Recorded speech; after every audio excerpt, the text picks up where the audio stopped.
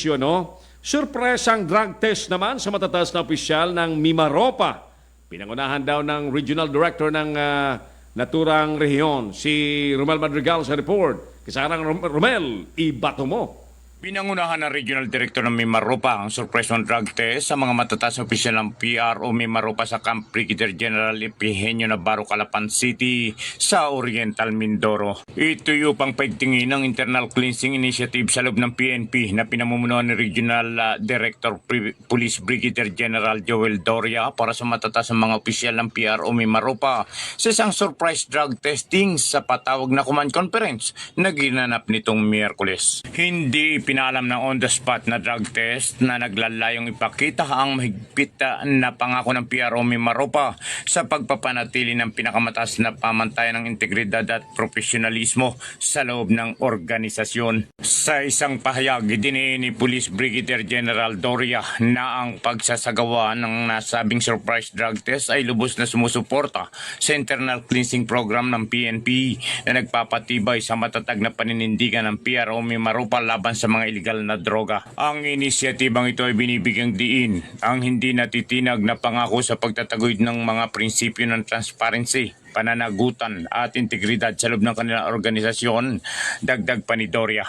Ang surpresang drug testing ay hindi lamang isang pagpapakita ng kanilang dedikasyon sa pagpapanatili ng isang organisasyong walang droga, kundi isang simbolo din ng pagpupursige na mauna sa ethical at moral na pag-uugali sa lahat ng kanilang mga aktibidad.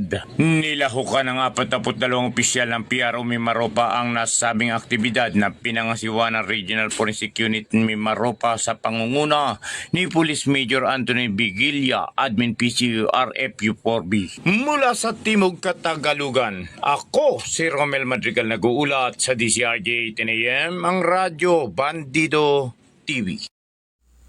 Maraming salamat kasamang Romel. Dapat lamang ini-expect natin yan na may mga similar campaign ng surprise drug test. Pero sa ngayon, baka expected na yan sa lahat ng lugar. Itigil na muna. Itigil muna kasi parang may trend na eh. Mula sa Campo Crame, tapos biglang pupunta sa mga regional command. So, parang anticipated na, Romel, di ba?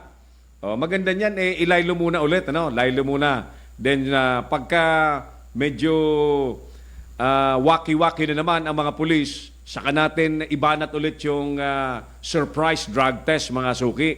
O, kasi ngayon, ini-expect na nila yan eh.